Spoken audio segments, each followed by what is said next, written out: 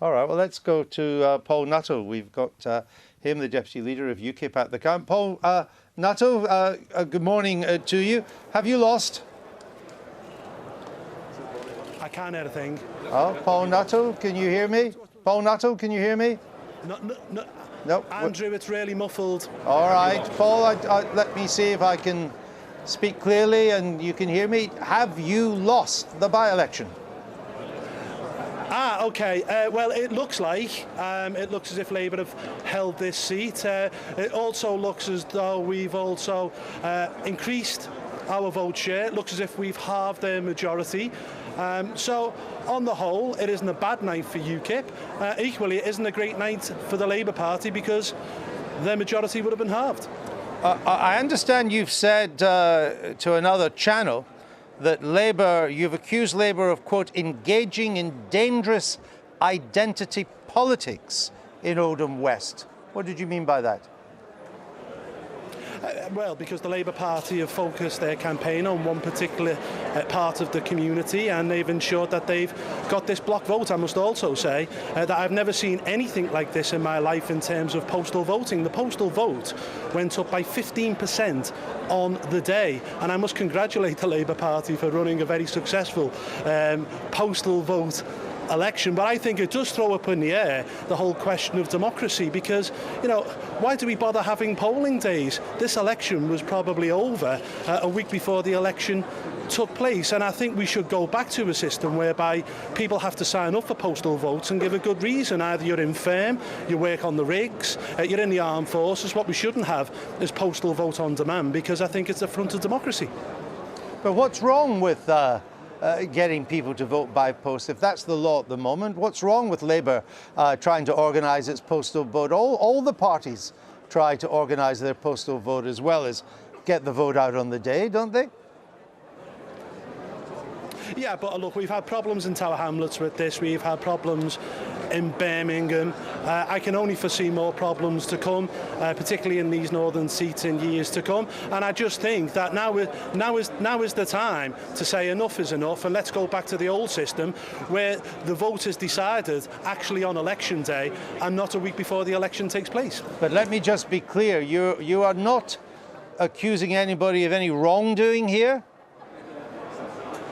No, I'm not. I'm just saying that the system is broken and that the system is wrong and that the system is unfair. And of course it gives a great advantage to the incumbents and those who run the council, because they know where their voters are. And as I say, I mean, I must congratulate the Labour Party for ensuring that the postal vote went up by 15% in a day. I've never seen anything like it in my life in politics. There are boxes coming out there, postal votes, whereby Labour are getting 99% of the vote. So interesting that you've said that twice now in our short interview, and you've said it with a smile on your face. Is there a hidden meaning? Is there a second meaning to what you're trying to tell us this morning? Sorry, I didn't catch that one, Andrew. You've emphasised twice the size of the Labour postal vote and how it's gone so much Labour's way. You've said it with a smile in your face as you congratulate them. What's the real meaning you're trying to give us here? Well, you know, I'm saying it with sarcasm. I think the system is broken. I think it's wrong. I think it's undemocratic.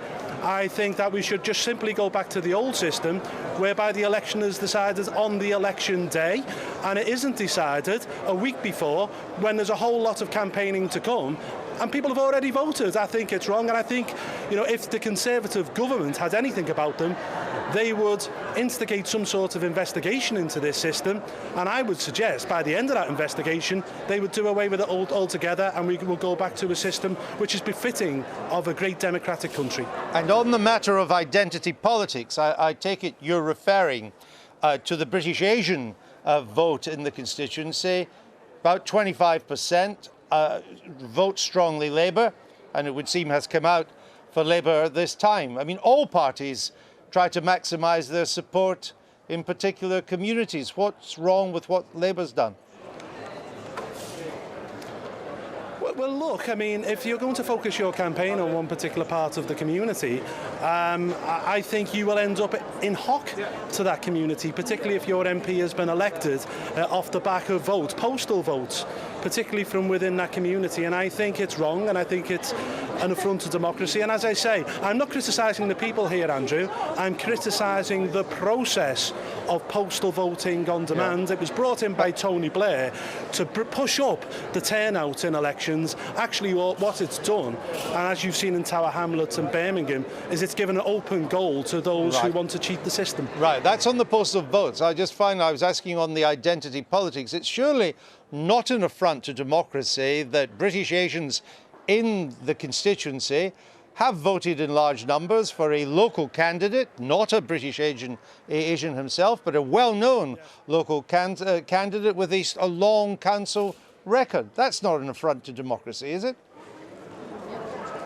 No, the affront to democracy, Andrew, is that huge numbers of people in this constituency have gone out and voted by post, and a big number have voted a week before over a week in some cases before the election has taken place, and there is a lot of time a lot of campaigning time has been lost as a result, and I believe that is grossly unfair. And you know, a big chunk of that vote within the Asian community has come from postal voting, and I don't think that is actually fair to smaller parties like ourselves, to insurgent parties, because it plays right into the hands of those who are the incumbents and those who run the council. All right, Paul Nuttall, thanks for joining us live from Oldham there, where the count seems to have come to an end.